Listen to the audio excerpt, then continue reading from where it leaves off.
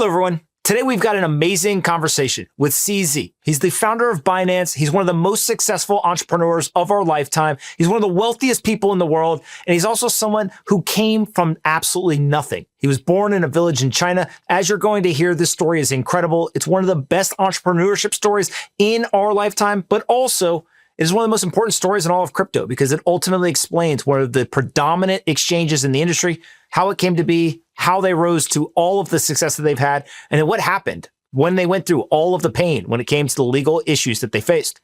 CZ is somebody who I've greatly respected for many, many years. Him and I have got to know each other, and I think that he's an individual who's got a story to tell. And so hopefully, as you listen to this entire conversation, you'll better understand not only CZ as a person, Binance as a business, but also how he, as somebody who saw the future of where this industry was going, how he sees it actually playing out in the coming years as well. Here's my latest conversation with CZ. CZ, I thought a great place to start the conversation is, you're one of the world's greatest entrepreneurs. You've been incredibly successful, both personally and professionally. I think a lot of people outside of the crypto industry probably don't realize how big a company like Binance that you built became. I don't think they quite understand how successful you have been. But I always find it fascinating for people who have really driven their careers and reached kind of the pinnacle of whatever industry they've chosen, what their worldview is. And so the fact that you built it in the crypto industry, talk a little bit about Bitcoin and cryptocurrency. What is its role in the world, and how do you see the importance of that continuing to increase moving forward? Yeah, sure. Well, I think you hit a pretty strong point, which is over the years, I've learned that to be able to build a successful company, you really have to have a strong conviction. You really have to believe in a strong worldview. And hopefully that's a bit earlier than what other people realize. So I think I got lucky. We got lucky. We got into Bitcoin early, right? So, this is the third time we did a podcast, I think. So like in 2013, 2014, I came across Bitcoin. I was like, wow, this technology is going to be bigger than the internet. Right. So, and I didn't quite catch on the internet wave. So, I was just out of college and kind of in college. And then when Bitcoin came out in 2013, I was like 35. So I was like, well, I'm not going to miss this. So, I went all in, quit my job, sold my house, and got into crypto. I think having that strong conviction really helps. This is a technology for money and for anything in the future that needs proof. So anything that needs to be verified, database is great for storage of data, but it cannot be verified easily. Everybody can have their own version of a database, and you have to believe somebody to do that. So this new technology is primed for finance, and we're still looking at the beginning of its adoption in the financial world. So for me, it was like, this is a big technology. I'm not going to miss it. And the next one's going to come 10, 15 years later, which now we see as AI, I think. So it's like one of those three fundamental technologies that I would face in my sort of adult life. So that's kind of the mentality. I think that was important to have that kind of strong conviction, build a platform, etc. Yeah. When you think about that worldview, you're somebody who I think has had a lot of life experience. You've moved around, you've worked at different types of companies, and it feels like being exposed to a lot of different things in your life can help you not only have empathy and kind of understand how different people view things, but also I think of intuition as kind of like your human algorithm. You're training it, and the more kind of exposure you have, the better you get at being able to identify it. Why, when you saw it, were you like, this is going to be so big? Was it the technology? Was it the price associated with it? Was it something about the market? Like what was the thing that really convinced you to say, hey, this is going to be so big? Yeah, so I think I was very lucky to have the personal experience in living in different countries. I was born in China, grew up in Canada, went to school there, worked in Tokyo, in New York, and then Shanghai. So I was like, I was pretty close to a global citizen back then. Nowadays, I'm a much more global citizen. But just that global experience, moving through different countries, changing money, moving money from like Japan to New York, I lost quite a bit on conversion rates. And then it also gives you a worldview that a currency is you're not limited by countries, etc. So and also I have a tech tech background. So I was using my own PGP private public keys in 1998. And so I understand the encryption algorithms used by Bitcoin. And then I worked in Wall Street, like Bloomberg, Tokyo Stock Exchange systems, etc. So I understood, I have a financial tech background, which is helpful to understanding Bitcoin early. And then for me, it was really, really important to look at the community. And I like the community that I saw in 2013. So I think that combination of experiences helps me to understand this technology much earlier than other people. So I was lucky to have that type of experience that allowed me to do that. And also, I understood it enough for me to have a very strong conviction so that, I can stay in the industry. I was all in. So I think all of that helps. I think people's horizons or understanding of the world is really important. It's really important for people to have a world view instead of a country view. Yeah. So I did a lot of research to come and talk to you. And, you and I have known each other for a while now, but I think most people know you from the professional component of this. And as I talked with people and started to learn more, you grew up in a pretty not ideal scenario in China. And I don't think I quite understood that before. Can you talk a little bit about where you grew up and what that life was like?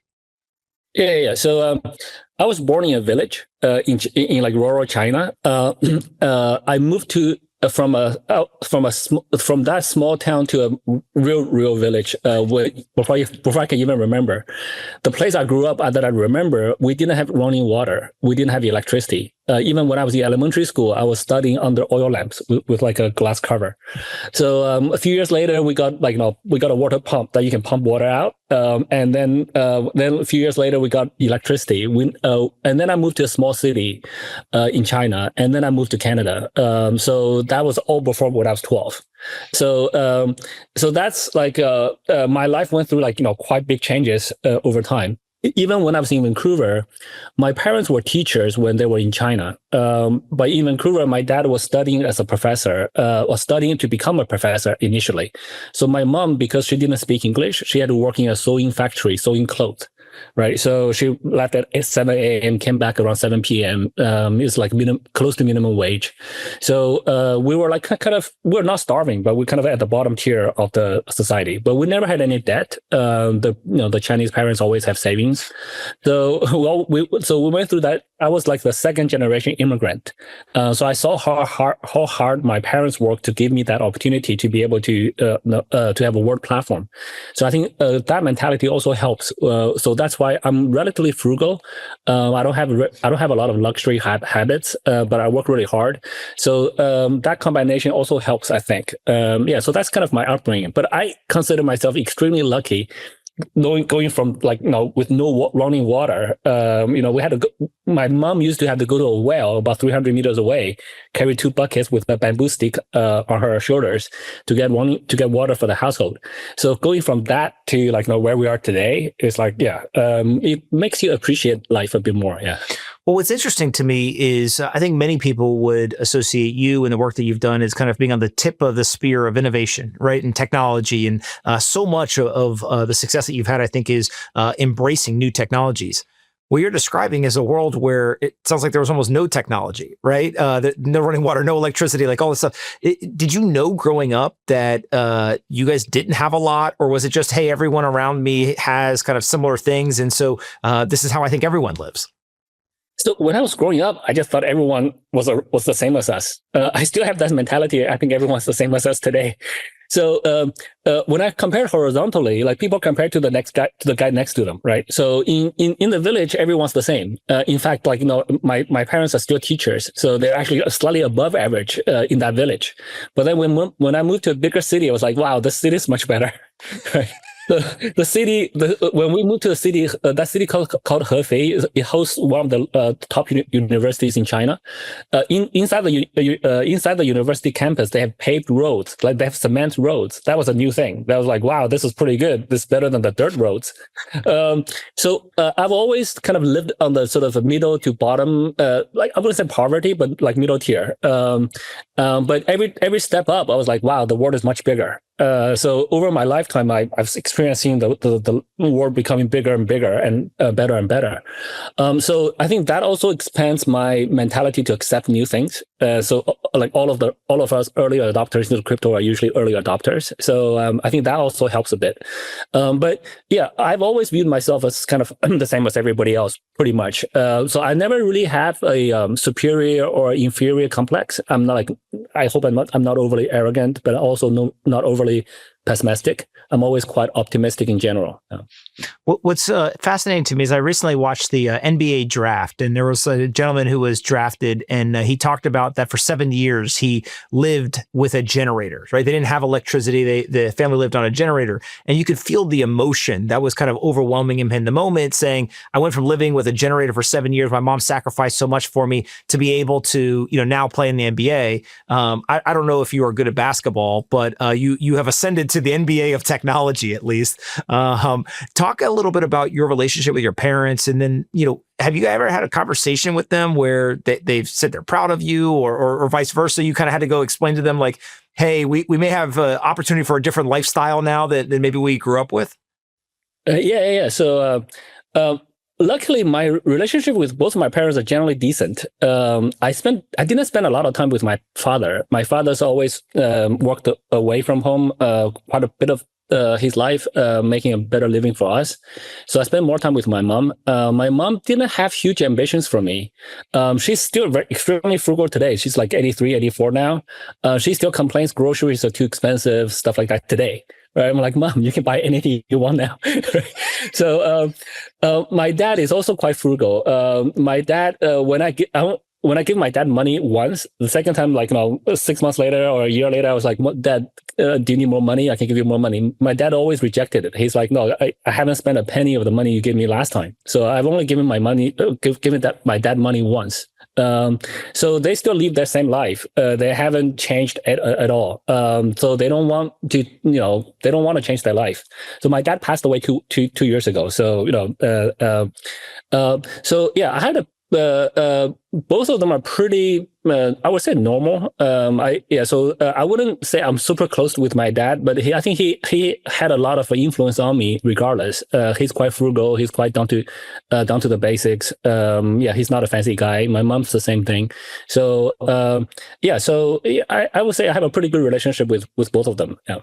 When you moved to Canada, your parents obviously bring you there. You're 12 years old. What do you remember about that experience? And Canada, coming from America, we kind of look at Canada as like our little brother sometimes. I know they don't like that, but that's the joke at least. But it is a very Western, and as close to an American experience as you can get, not being in America. So that's got to be jarring, I assume, going from China, especially from a village, to maybe a little bit bigger city, then all of a sudden jumping to Canada, which is fairly developed. Yeah. That was a really nice experience.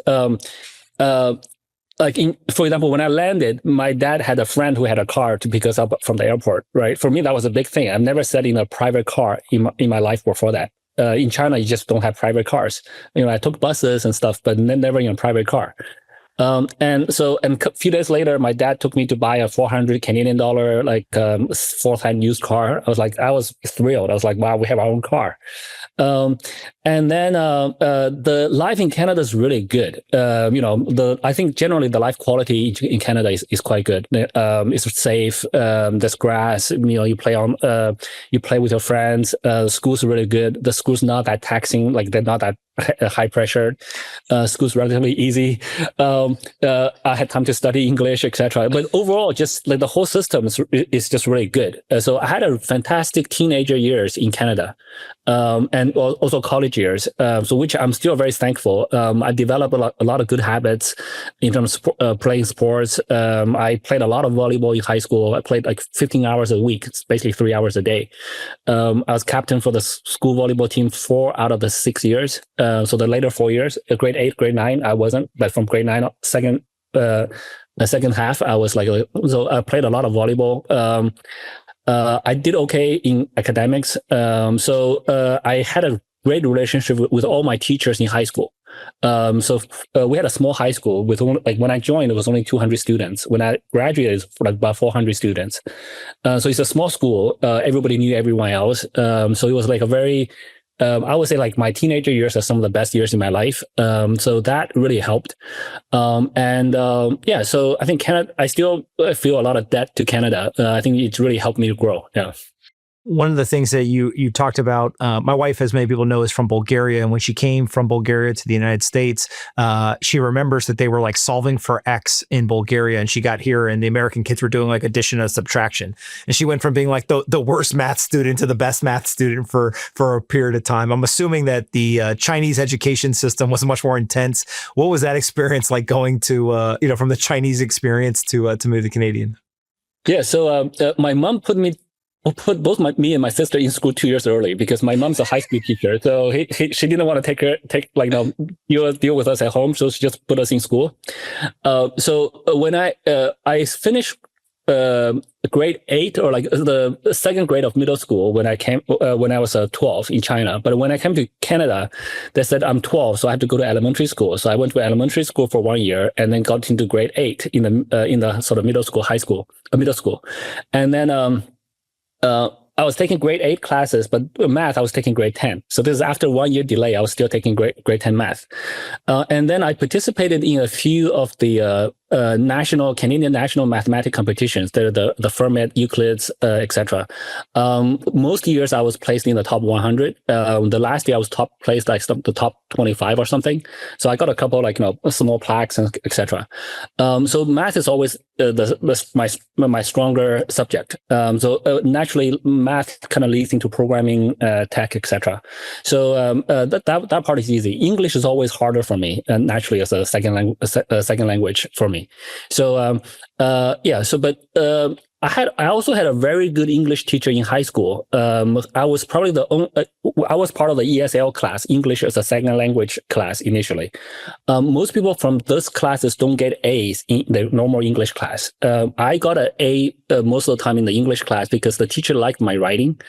He commented I was witty, so my vocabulary wasn't that much. But I was always kind of funny in the writing, and the teacher liked it. So I had a good relationship with him. That also instilled quite a bit of confidence for writing today, even though I know I'm not a great writer in terms of grammar, etc. I make mistakes, but just having the fun part, like the wittiness, helps.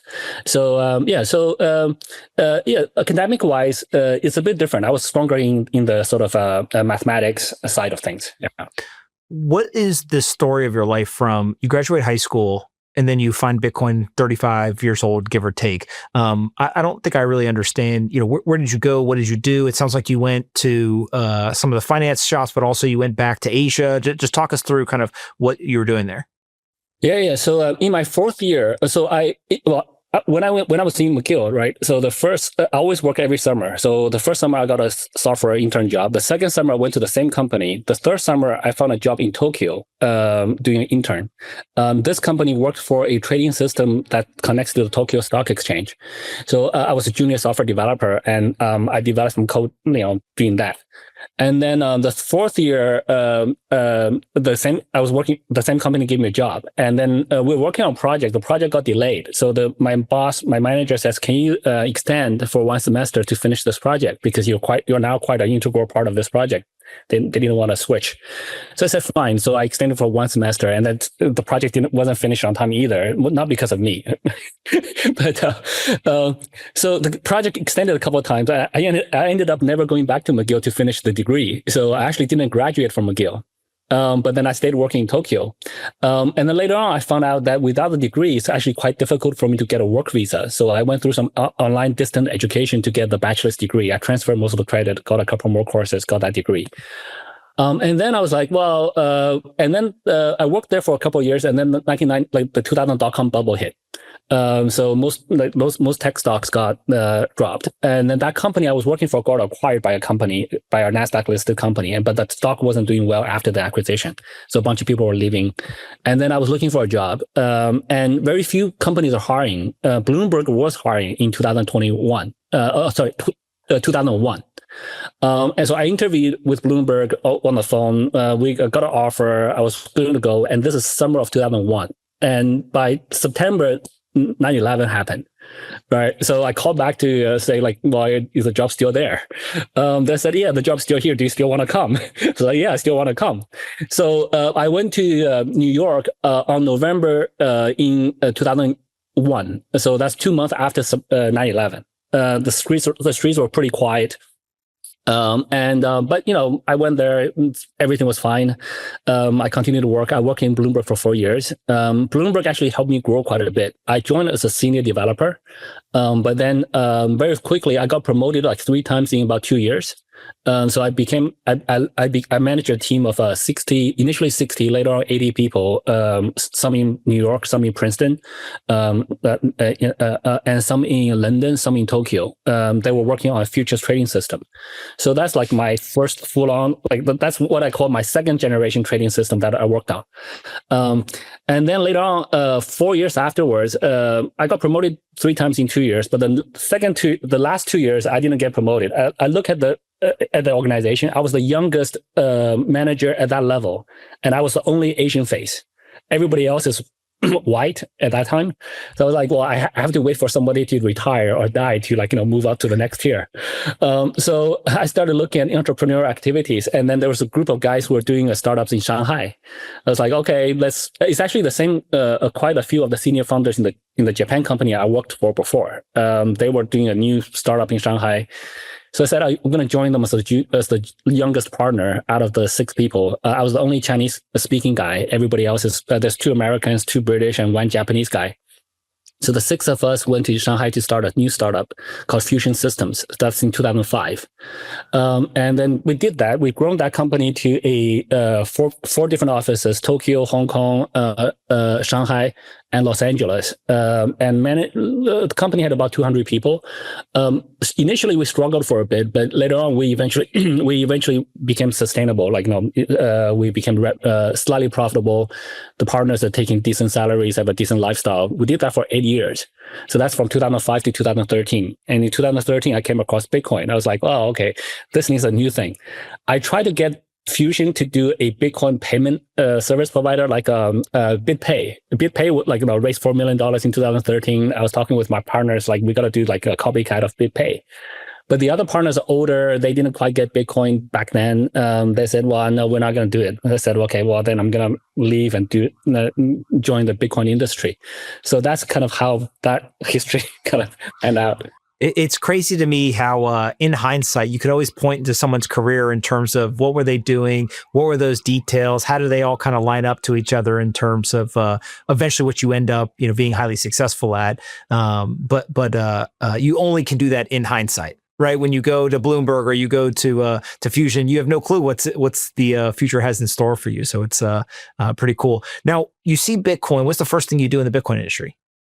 So I saw Bitcoin first. So it took me about 6 months to understand it fully, to have full conviction. I was introduced to Bitcoin in July 2013. Bitcoin was $70, right? And then by December, when I fully understood it, was like trading at 1,000. Right, so that's the peak at December 2013. I was, damn, I'm really late. I got to get in this early. So I sold my apartment in like January 2014, and I got paid in tranches, right? So every tranche I get, I will buy Bitcoin. So I got paid so I bought at $800 one tranche, $600 one tranche. This is January 2014, was like kind of going down. And then by February or March, I got the last payment, and I bought like $400 US. So my average price is about $600 US per Bitcoin. And then you went from to like 200, 150 for stayed at 200 for about 18 months, right? So that's like 2014 to early 2015. So I basically lost 2/3 of a house as soon as I bought. And luckily, like, you know, my family is pretty supportive. And they, other than my mom's like, no, you stupid kid. Like, why did you do this? Why couldn't you like kept your original job at Bloomberg? You were making good money, et cetera, et cetera. So, but anyway, she was just nagging. She wasn't really able to do anything anyway. So, but I thought that, you know, either I was really wrong or everybody else is slightly off. So I actually thought I might just be too early. So I just head on to it. And 2016, actually the I guess it was a governor of the Central Bank of China, Mr. Zhou Xiaochuan. He suddenly said something about blockchain in one of his speeches. And then suddenly the Chinese crypto industry became the blockchain industry, and the price started going back up. So so it went through. That was my first winter cycle. After that, everybody in crypto, right? After you go through your first cycle, the second cycle is so much easier because the bank is much higher. Yeah, so 100%. Now, when did you get the idea for Binance, and how much of it was kind of you sitting down to do it versus building a team initially? Today's episode is sponsored by Figure, the largest non-bank home equity lender in the United States with over $15 billion unlocked on their lending platform. They are now in the crypto-backed loan space, and they offer industry-low interest rates when you use your Bitcoin as collateral to get cash. You can access interest rates starting at 9.9%, the lowest fixed rate in the industry at 50% LTVs. Whether you're funding a major purchase like a down payment on a home, investing in new opportunities, or even buying more Bitcoin, Figure makes it straightforward and transparent. You can go to figure.com/pomp or click on my link below to take a Bitcoin-backed loan with Figure today. I'm an investor in the company, and I have spent a lot of time trying to understand this product. And so go visit figure.com/pomp to better understand exactly what they're doing and how these rates work. You can go to figure.com/pomp today. Yeah, so building an exchange is not a new idea. Everybody I spoke to in crypto wants to build an exchange at some point. So in 2013, we thought about building a payment system. Then we thought about building an exchange. We talked about it. I thought I didn't have quite enough experience just to build an exchange yet. So I actually joined another Chinese exchange for a bit, but things didn't work out too well there. So I left within less than a year. And then I pivoted. I tried to do a Bitcoin exchange in Japan because Mt. Gox went down in 2014. And then by 2015, I was like, well, we can do another Bitcoin exchange in Japan. I talked to a bunch of VCs trying to raise money. The VCs all suggested to me that I should become a tech provider to other exchanges because they have invested in a bunch of exchanges in Japan. And I know how to build the systems. So, and I got a couple of guys together. We started building a system. And so we kind of pivoted from wanting to build exchange ourselves to providing the exchange system. That company actually became quite successful. We signed up a lot of clients who want to do exchanges. Some only a small number of crypto exchanges, but majority. There was another growing phenomena in China back then on the what they call stamps exchanges, cultures and stamps. That's a whole different story, but they needed systems with order book matching, etc. So we have the systems. So we actually signed up like 30 plus exchange clients. So this is a B2B business. We charge a monthly fee to the businesses, and it's actually a very steady business. But then in early 2017, the Chinese government shut most of our clients down because they don't allow that type of exchanges anymore. And then we're like, well, what are we going to do? Well, now we have a team because we're servicing 30 clients, 30 plus clients, etc. We had a team about like 25 people at that time, mostly tech guys. So, and one or two sales guys. So we said, well, let's do our own exchange now. So we kind of pivoted backwards. So the idea wasn't new. It was like so this is what I tell entrepreneurs. Ideas are not worth the paper they're written on, right? So it's all execution. So by 2017, we have the system. We have our own team, which I thought is a pretty high performing team. I really like that team. Well, that's still the Binance team today. So none of them are like fancy resumes. None of them are fancy guys. All of them are like, I would say quite relatively down to earth, relatively young and junior, but they're all very good. So I thought like, no, this team's pretty good. In 2017, most of the other exchanges are still Bitcoin exchanges. Coinbase didn't even support Ethereum back then. Right, so Ethereum wasn't listed. Coinbase has Bitcoin, Litecoin, or something else. And most other exchanges were not prepared to handle ERC-20 tokens. But 2017 was the sort of ICO year. Everyone was issuing ERC-20 tokens. So Binance, we issued the ERC-20 token ourselves, and then we started supporting all the ERC-20 tokens on Ethereum. So that was a niche we caught on, and then the other guys wasn't reacting fast enough, and then we really revamped the customer service in the crypto industry. Back in 2017, if you raise a support ticket, you'll be waiting for 2 months or more if you get a reply. And this is when your Bitcoin withdrawal is stuck and you don't have it, you can't trade it, the price is moving and you're stuck there for 2 months, right? So we thought, I have had those experiences on other exchanges which are not good. And I said, okay, let's do 24-hour response longest, and then we pushed to 1 hour. So so we built a really good product plus really good service, and then we also got lucky in the sense that we protected users like no other exchange have done before or even since. So we got lucky in a few of those points, and then Binance grew. Yeah. When you're going through that hyper growth, you basically brought to market something that no one else had created. You were solving a problem, right? Which is, I think anyone that I know has had any degree of success in business or been able to build any amount of wealth for themselves personally, you can always go back and say, hey, what was the thing you provided to the market that they needed? And you guys were doing that. What was it like when you were hitting that hyper scum? In 2017, was the first cycle that I went through where I was like, okay, this is going to get kind of crazy, right? This is not just a Bitcoin thing. This is, all these coins are going to keep going up. And then there was a big crash. And I got to imagine that there's some like emotions that follow price in this industry. So what was that like, in the early days of Binance? Yeah. So that was the first, I would say, 8 months is like surreal. It's just everything is unexpected. Everything's kind of hard to imagine. When we started July 14th, 2017. 6 weeks later, like a month and a half later, the Chinese government says no more crypto exchanges in China.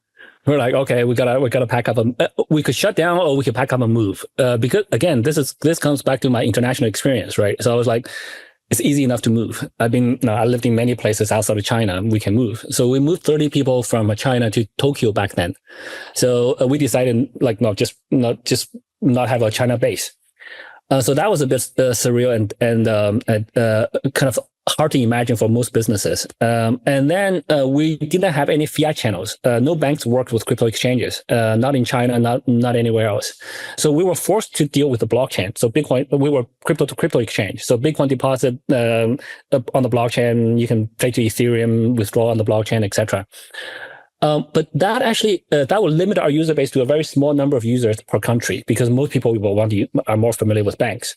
But then we found out that wait a second, with this small number, there's a small number in every country. So we were actually we have a global platform. So then moving out is quite easy, and we saw our business grow. And then by within 2 months, we were like the top 10 exchange. And then another 4 months later, we're the top 5. And we stuck at the top 4 for about a month. And then by December, 5 months after we launched, I was in Tokyo. Somebody messaged me and says, congrats. I was like, well, what's going on? He's like, well, now you're the number 1 exchange. And the Bitcoin price went through the roof too. So the volume is really high. So Bitcoin went from 3,000 at the beginning of the year to 19,000 at peak in December. I almost on the same day that we reached number 1 in trading volume. So, and the system's crashing like crazy. I'll give you a little story, right? So our CTO, he's managing this whole system with all this load. Our product manager sleeps late, so he while designing the product, designing the buttons and screens, he will monitor the community. And if there's any issues, he will call the CTO. And there's usually a lot of issues. He will call the CTO almost every night at 1, 2 a.m. And then our operations guy, what we call the project manager, he wakes up early. And when he wakes up at 3 or 4 a.m., he looks at the community again to make sure there's no issues. And if there are issues, he will call the CTO. And for a month, for many months, both of them will call the CTO the last thing they go to sleep and the first thing they wake up. So the CTO wasn't getting any sleep.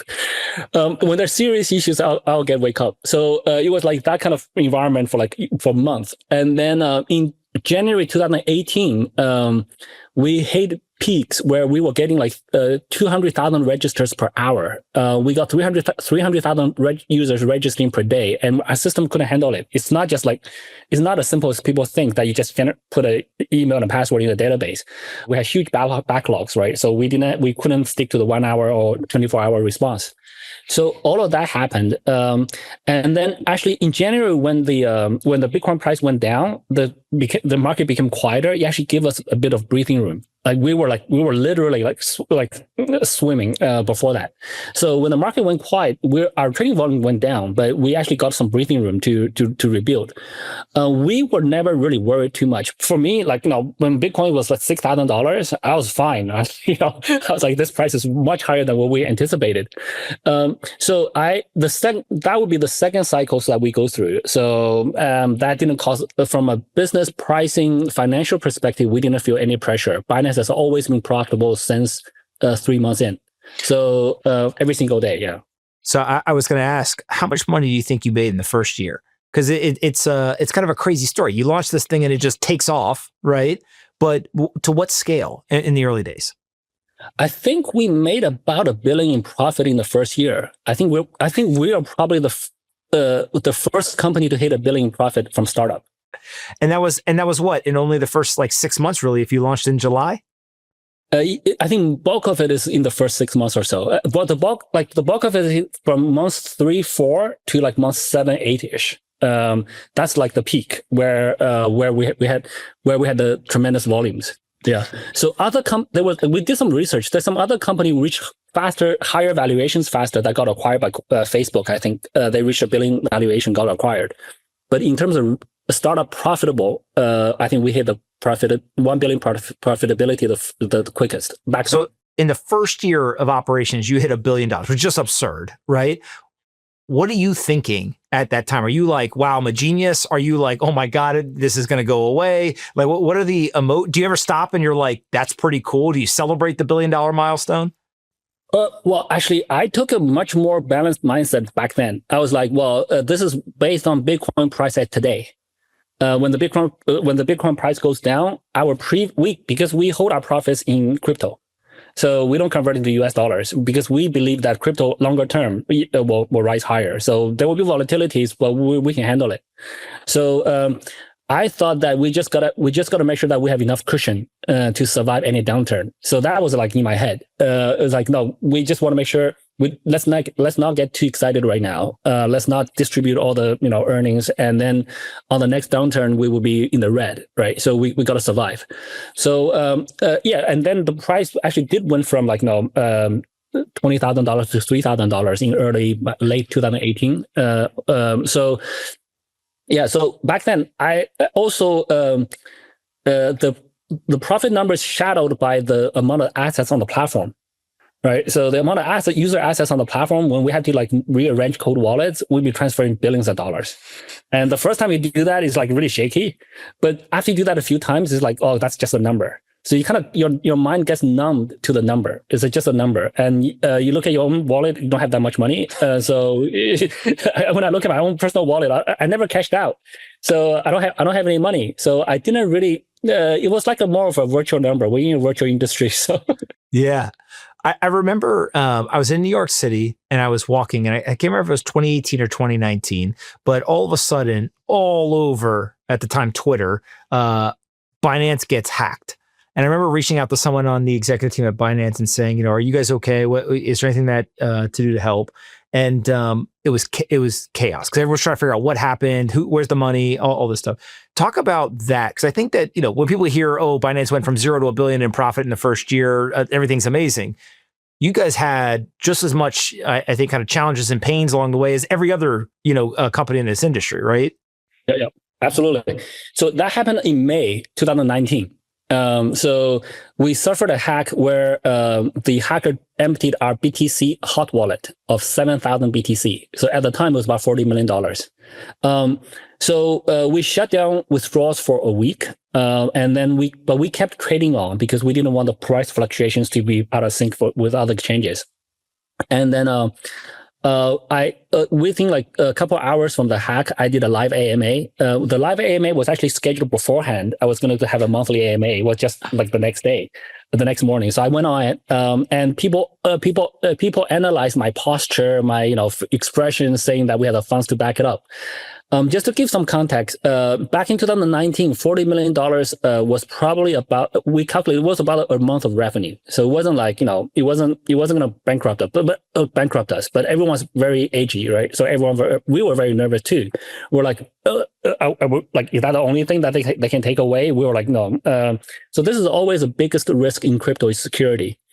And then I think I established with a team back then, we got to get on Twitter every 2 hours. Every 2 hours, we're going to give an update. And what we're doing, we were doing the proof of reserves. We were doing and actually looking back, that's probably a blessing in disguise. Yeah. So back then, everyone was really edgy. But what's interesting though is after a week later, after we enabled withdrawals, we returned everything to normal. We saw more deposits back into the system than withdrawals. So people actually were more confident with us in how we handled the hack. So I think that was a very good lesson for me, that if you're just being very transparent, always there, and just take responsibility, deal with the issue, the security instance actually build more trust in you. So I think recently we've seen some of that as well. People who handle those instances well actually builds more credibility. But yeah, it's not an easy business. So it's just so many issues. Yeah. We can't talk about that hack without the funds are safu. You're going to have to explain where that came from. Sure. Yeah. So I first say, no, obviously, when these things were happening, I tweet about the funds are safe, right? And then somebody, I forgot his name, a YouTuber made a YouTube video, and then he portrayed me as a Japanese guy. And in the video, he says funds are safe as a pronunciation. And then the next time when we had any kind of withdrawal pause or system updates, I adopted that. I said funds are safe, S-A-F-U. All right. And then that I was kind of embracing the meme, and then then the community kind of rallied behind it, and that became a meme. So that became very popular. So every time I see it, it cracks me up because of that moment. All right. So you get into out of 2019, past the hack, 2020. Obviously, things kind of get crazy again coming out of COVID. Talk a little bit about now you're kind of prepared to a degree, right? You've had that breathing room. You're now building this big business. I think the world now understands, at least the people paying attention to crypto, Binance is big, Binance is successful. What happens in 2020 and 2021 that maybe is different or that you think is important? Yeah. So 2020 was like a warm up year. I would say, like, I think in 2019, Binance launched the Binance Launchpad, like in the bottom of the winter. Like when I remember when Bitcoin was 3,000 or so, we launched Binance Launchpad, and then we rolled out a slew of features. Now we continue to revamp the system. It was like 2020 was like a warm-up year. 2021 was really the explosive year. 2021, at the beginning of 2021, we had 20 million users. At the end of 2021, we had 120 million users. So we're going like 5-6x during that year. And 2021, the Bitcoin price went to like 60,000, right? So yeah, that was again a high pressure year, but that time we were much better prepared. The team's bigger. We're still struggling here and there. We're still struggling on customer support. We're still struggling on some of the system issues, etc. But 2021, we had a bigger team. We were more mature in the industry, etc. So that was a really strong growth year where we got a lot of users, and our reputation is also kind of out there. So we're kind of no longer a new platform. So that was the main growth year in sort of as far as I can remember. Yeah. And at some point, you guys go from, what I'll call kind of a niche crypto product to very quickly the number one crypto product to eventually it's on the world stage and everyone starts showing up. And I think that I saw you in Singapore maybe in 2019. And remember you kind of being like, oh, wow, this is like, this is big, right? And you could just feel it. You guys had a conference in Singapore, and I just remember looking around being like, there's a lot of people here, right? And as you get into 2020, 2021, I also think that there became a lot more scrutiny on the crypto industry. And that's when it kind of started, but no one was really doing anything about it. Obviously, as we get into 22, 23, then it felt like there was a crackdown. And so talk a little bit as to, this like explosion in 21, and then really success being met with friction from governments, not only in the United States, around the world, though, it ends up really kind of causing problems, I think, for a number of companies in the industry. Yeah. So I think we met in January 2019. And that's when the bottom of the bear market. That's like when Bitcoin was like 3,100. But even at the bottom, like, when we organized a conference, there was still quite a lot of people, right? So, and then by 2021, the market was pretty hot. A couple of months later, SEC filed a lawsuit against Binance US, Binance and myself. Initially, that lawsuit had accused us of fraud, saying that we moved customer money. And they actually issued a emergency freezing order, like a temporary restriction order, and that froze all the assets in the company. I gave a $250 million loan to Binance US. I couldn't get a penny back until recently, when the case is fully dismissed. Shortly thereafter, obviously, you come under your own scrutiny from regulators and talk through a little bit as like what happened, right? Because I think people read headlines and frankly, even I, you and I know each other, and I don't even know if I know all the details in terms of like what exactly happened. What did they claim you guys did? What did you get in trouble for? What was the punishment? Just walk us through this whole situation. Yeah, sure. So that was FTX was November 2022. Right. So December 2022, people got really panicked about safety of funds on centralized exchanges. December, Binance experienced like a lot of withdrawals. In that 1 week, there were $14 billion withdrawn from the platform. On the highest day was a Wednesday, $7 billion got withdrawn from the platform. But we handled and again on that Wednesday, I was having dinner with Matt Rozak, Bruce Fenton, plus Gabriel, plus Calvin Chan in Dubai. And they were like, wow, look at all this withdrawals from Binance. Like, why are you having drinks with us? It was like, I'm not managing withdrawals myself. So that was December. We the platform handled $14 billion of withdrawals, no issues. And then a month later, by January 2023, SEC lawsuit came. The SEC lawsuit was pretty much was trying to accuse us of a FTX. Right. So they said, look, you moved user funds, et cetera, et cetera. And the judge even said, I asked them, you have zero evidence. This is part of the court transcript, which is public. So that thing happened. And then Binance US, at the time of the SEC lawsuit, was about 35% of Coinbase's global trading volume. So market share wise. So it was I would probably imagine it's about 50% of Coinbase's US market share.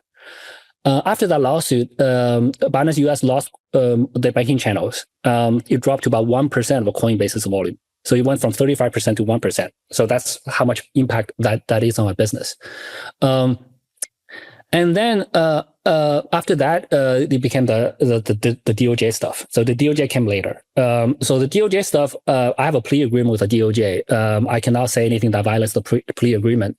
But the plea agreement basically says, I agreed to violation of one charge of Banking Secrecy Act. We were going to debate in court about the sentencing. I was a bit surprised that I was sentenced to jail because I was the first one in U.S. history to be sentenced to jail for a single violation of Banking Secrecy Act with no fraud, no prior history, nothing else really. So I was a bit surprised, but it is what it is. I voluntarily flew to the US to deal with it. That outcome is a possibility that I knew, even though I thought it was a small possibility, but it happened. And then I did 4 months in jail and came out luckily okay.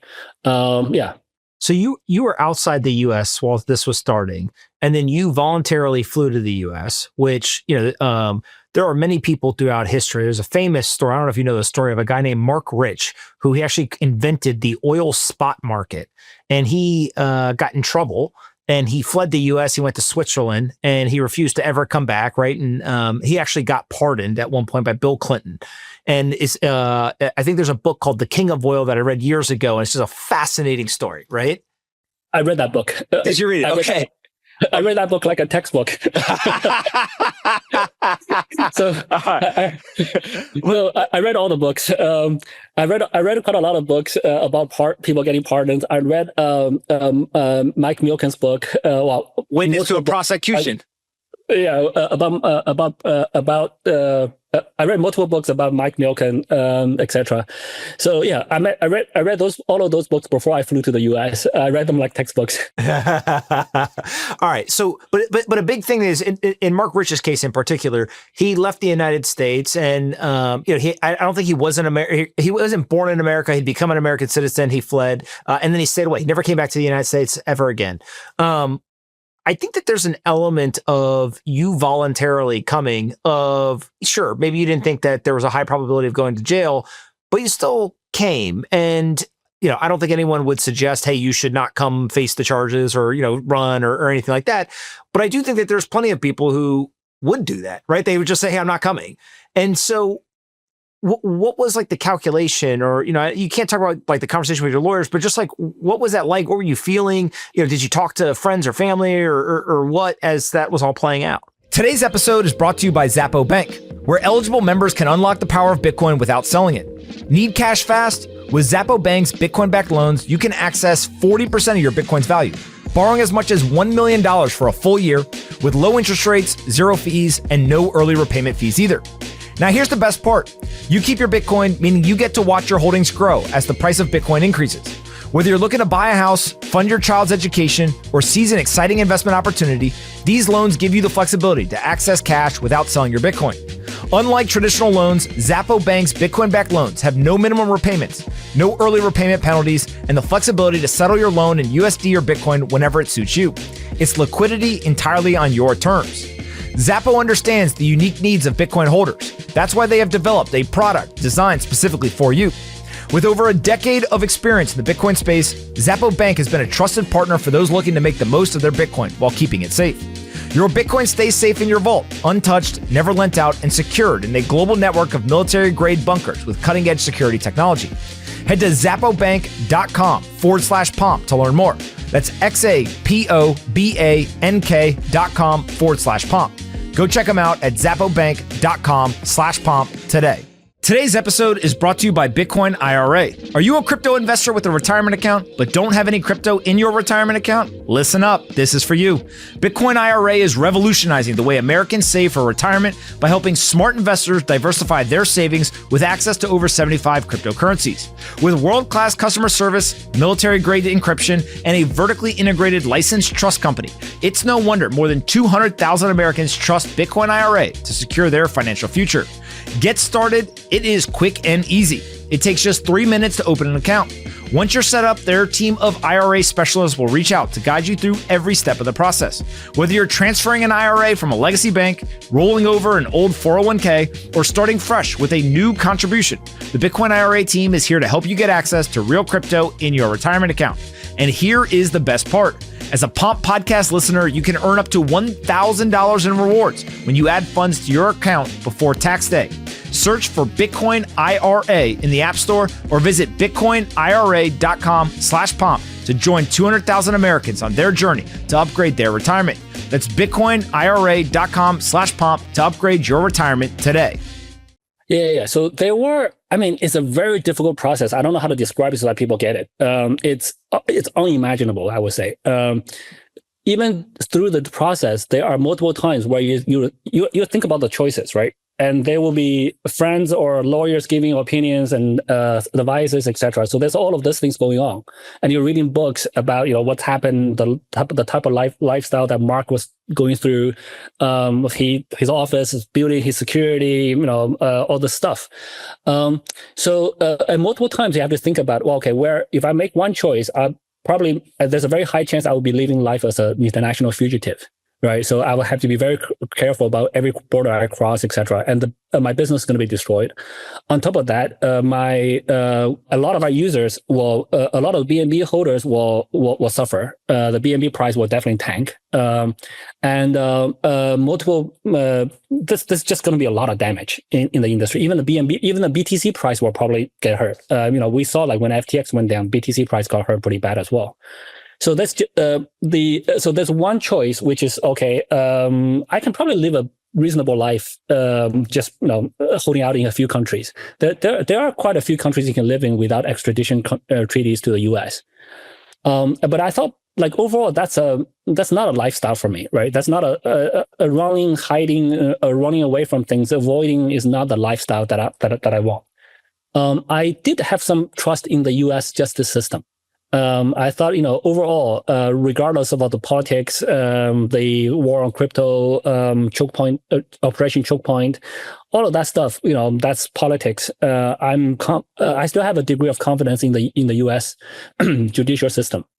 So I said, well, let's, on the flip side, why go there? I probably shouldn't be, even worst case, I'll go to jail, probably shouldn't be that long. And I think that's a very small possibility. I thought a higher possibility is I have a home confinement for like 6 months or 12 months or so. So at least then I would personally still be safe. I wouldn't be like with other inmates. I thought that's an outcome I can deal with. And also there's a reasonable outcome which says, look, either just probation. Right. So I already resigned from Binance as the CEO. I already paid a huge fine. The company paid an even bigger fine. I thought all of that would suffice. So it was a difficult calculation, but I thought it's much more responsible for me to take it head on and address it and deal with it and deal with whatever outcome, instead of being a sort of a runner, avoiding things. In doing this, I heard a story that you missed the birth of one of your children dealing with all this. Is that true? No. I didn't miss a birth. My son was born. My latest son was born in July 2023. I flew to US November 2023, and my other son had a minor medical operation which I missed. So when I flew to the US, we didn't agree on the plea arrangements. The US, the government want to keep me in the US. The DOJ wants to keep me in the US, but they promised that they will not limit my movement in the US. So I'm free to go anywhere in the US, but they don't want me to leave the country. We, of course, argued, like I paid $150 million bail, and I had 3 other friends putting up their houses to a bond for bail for me. We argued that I should be, and I flew in voluntarily to plead guilty. It'd be worse if I plead guilty and don't show up for sentencing. Like that's crazy, right? If you don't want to come, you don't plead. You just fight. So so the first judge, the magistrate judge, said I can leave. But then the government appealed the bail hearing, which is unheard of. But what's even more unheard of is the judge actually sided with the government and said, okay, I have to stay in the US. So I flew there with like a small suitcase of a couple of change of clothes. And then I had to buy clothes in the US. And then I missed one medical procedure for my slightly older son. So that's what happened. Yeah. And then. Got it. Yeah, and then I was only supposed to be there for 3 months first. Between plea and sentencing, there should only be a 3 month gap. My sentencing hearing was originally scheduled for February 23rd, 2024. In early February, on my birthday, the government requested an extension on my birthday. Right, so there's a lot of mind games that's being played. So, and of course, the court readily agreed to a 3 month extension. And I requested to leave the U.S. The court says no, you have to stay in the U.S. So I stayed for 6 months in the U.S. away from my family, just waiting for sentencing, and then 4 months after that. So yeah. And so once you go to the U.S., you don't see your family again until you get to leave post all the sentencing stuff. No, so I didn't. I mean, in theory, my family could visit me, but they don't have the proper visas anyway. And also, I didn't want them to come to the U.S. and deal with other issues. Yeah. Well, I think anyone who's got young kids and family and stuff, it's also, God forbid they come, they can't leave, or there's other issues, or whatever, right? I think it's understandable. All right. So you get sentenced. My understanding is you got sentenced to 4 months in jail. Is that right? Yeah. All right. I also read somewhere that the first cellmate that you had was a double murderer. Is that true? Yes. Yes, that's true. Okay, you got to tell me this story. I mean, that's pretty crazy to go from running Binance, making $1 billion in the first year. Yeah, you started off life in a pretty tough situation, but now you're in a cellmate with a double murder. Yeah. Well, on top of that, even before I got to prison, so between prison and between sentencing and going to prison, so the government, the DOJ actually asked the judge to remand me, like put me in handcuffs and take me to prison. And the judge said, "Look, I've shown very good behavior for the first 6 months. I didn't have any violations while I was on bail." And the judge said there's no need for supervision for me at all, which actually had some interesting implications even after sentencing. I had no parole. I was just like, oh, wait, when I'm done, I was done. But in that, but then for my crime, I'm a white collar crime. I should go to a minimum security prison, which most people call the camp. The camp usually some camps don't even have fences. You can leave, but then your sentence will increase. Most people in camps will like a few months, a couple years, so they won't violate it. But because I'm not a U.S. citizen, they had to put me in a low security prison. So the low is 1 tier higher. In the low, there's mostly drug lords and then people. But my first cellmate was a double murder. He was serving a 30-year sentence. He did 18 years. Because of good behavior, he got moved down to medium to a low. The low is the lowest he can go. He will never go to minimum. So, and because of my ethnicity, they grouped me by ethnicity. So they grouped the Asians together with the Pacific Islanders, together with Native Americans into one group, one car. This way, they organize by ethnicities to avoid violence. If you hang out with your people of your same ethnicity, usually the same culture, there's less clashes. So I was sent to said, okay, this is your roommate, and the other guys, no, he's pretty chill, but you understand that he's a double murderer. He killed 2 guys at once, but no, we got along just fine. He's actually quite chill. The most lethal part about him wasn't his murdering; it was his snoring. His snores really loud. And the first night, I was like, should I kick him or considering he's a double murder, might not be a good idea. But the next morning, I told him, look, bro, you know that you were snoring pretty hard. I told him in a pretty friendly way. He said, well, just not try to wake me up, or just try to kick me when I snore. So that's what I did in the future, and we got along just fine. Yeah. Now it's pretty scary. And also, before I went to prison, the Bloomberg, Wall Street Journal, they all published, I'm going to be the richest person to ever go to a U.S. prison, right? And this doesn't help, right? So, I don't want to break privilege, but multiple people said, look, this may increase your chances of being extorted in prison, right? So luckily, the people in prison, not that many people read Bloomberg and Wall Street Journal. So yeah. What were there any situations where you felt unsafe or people tried to extort you or anything like that? Actually, no. I was very worried, but throughout the whole experience, I think it also has to do with how you conduct yourself. I got along with people around me pretty quickly. I got into a group, and I was a part of a group very quickly. So I don't think I showed any weakness. So I don't think I didn't see anybody try to extort me. People do try to get a better deal when you want to do something, etc. But nothing I would say are physical risks, etc. Yeah.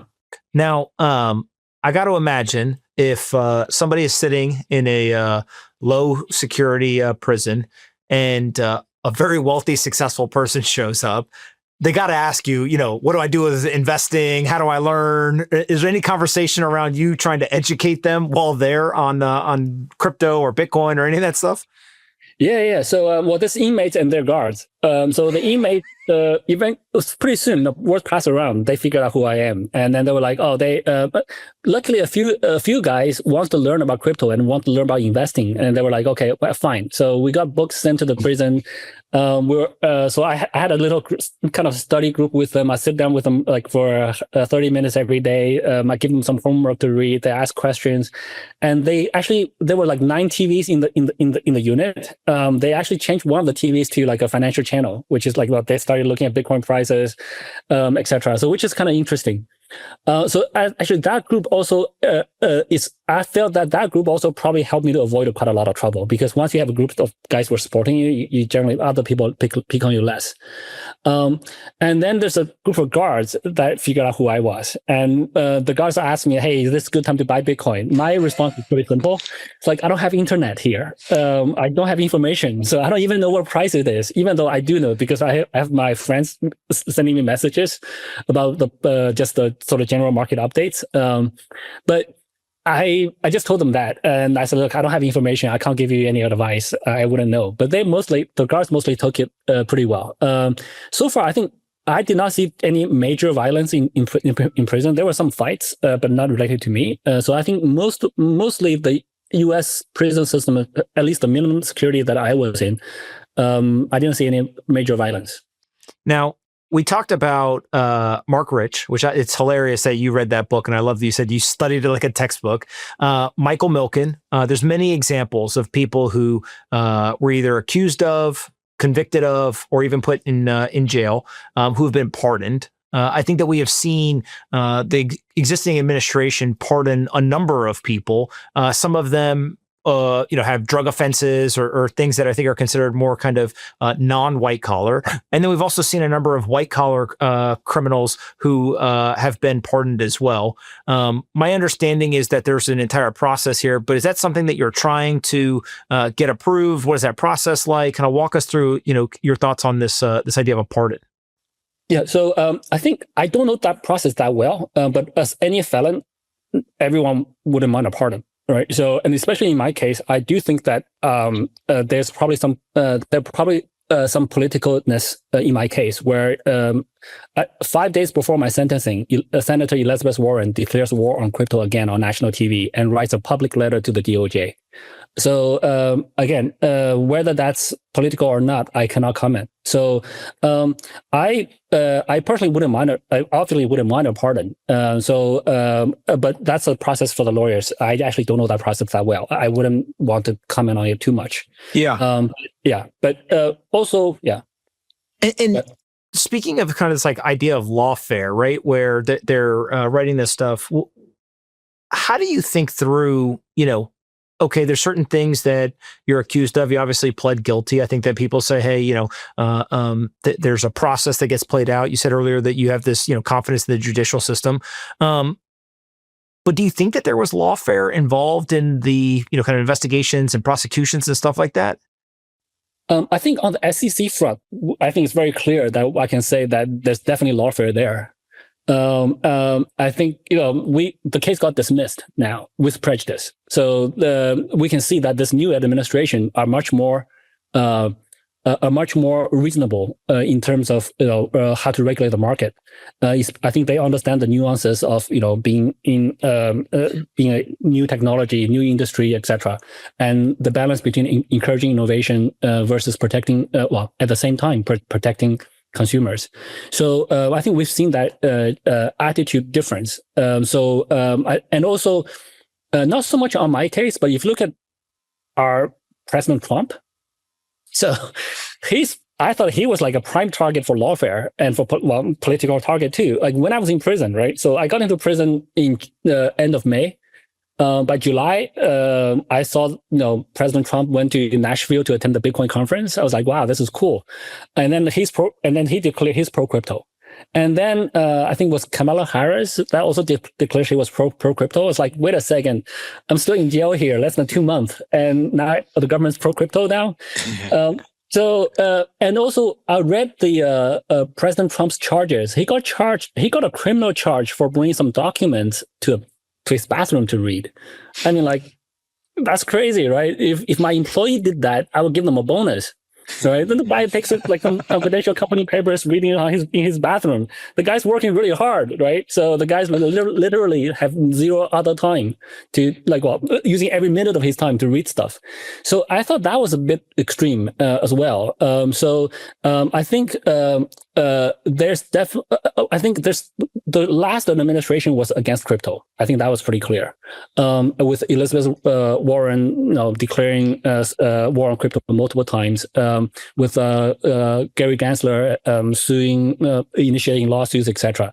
And now we see that this new administration is much more friendlier to crypto and have a much deeper understanding on finance and technology. So again, the definition of lawfare is very subjective. I wouldn't comment on it too strongly, but I do think there's probably some elements of it. If I was president for a day, I would pardon you. That counts for absolutely zero, but that's what I would do. All right, before I let you go, let's talk about kind of the future, right? Obviously, you are one of the most successful entrepreneurs of our generation. Actually, you know what a question people want to know? How much money do you have? Are you allowed to say? Well, they want to know how successful are you? And I think wealth is like a quantitative measurement. Are you able to say anything publicly about that? I know I have enough money to live. I also have enough money to do stuff. So anything I want to do, I have enough money to. Money is an enabler for you to be able to do what you think you need to do.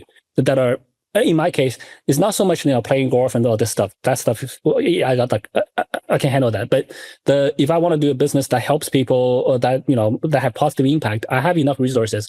So money is no longer the limiting resource. It's other things. It's talent. It's people. It's health, time. All of those things are limited resources. So I'm much more focused on those things instead of the money power. Yeah. I think that makes a lot of sense. If you ever want to take Binance public, feel free to call me. I'm sure there's a lot of people who'd be interested in that. All right, talk to me about where's this all going, right? So obviously, Bitcoin was kind of your first love in this industry. You've built, the leading exchange. Where do you think that as an industry this goes now, especially since governments around the world are supporting it? It seems like there's hundreds of millions of people who are signing up to adopt these assets. Yeah, I think right now we're extremely bullish, right? With U.S., the world's largest, most powerful government adopting, pushing crypto. Now we're seeing you launched a BTC Treasury public company. That's fantastic.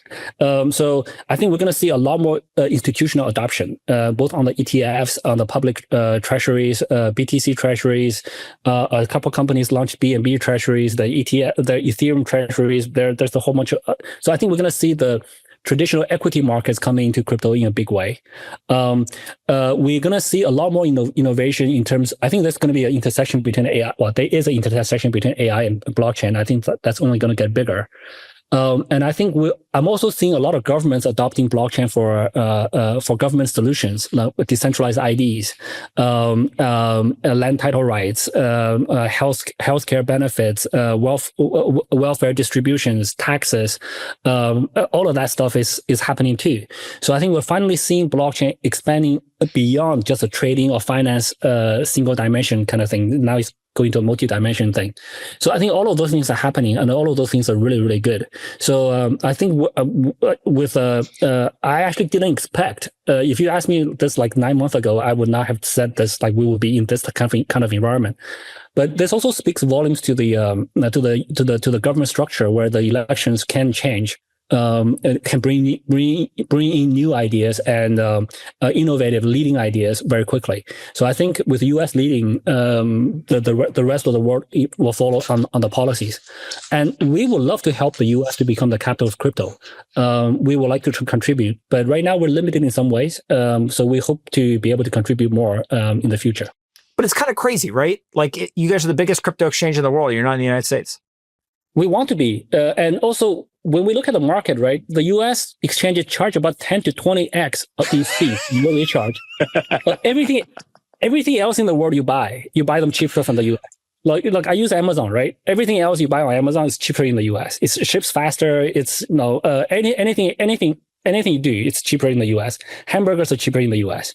So, but it's only in crypto that the US consumers pay a much higher price right now. And you have a much more limited product offering. And we would love to contribute, but there are regulations in place. So we need to go step by step. Yeah. Yeah. Well, it seems like if you guys want to be in the United States, this administration wants to be the crypto capital of the world, then maybe there's something to be done there. We would love to be part of the contribution to help to make that happen. Yeah. Absolutely. All right. Well, CZ, thank you so much for taking the time to do this. I know that you've had a ton of success in the business world, and people are always excited about kind of your thoughts. But it's pretty fascinating to hear, I think, a story of somebody who, growing up without electricity and running water to eventually becoming, one of the best entrepreneurs, one of the wealthiest people in the world is one of those stories that as this plays out, it's almost out of a fairy tale, right? Where every person who has success, they have some obstacles along the way, and whether it's Binance being hacked, obviously the legal situation, etc.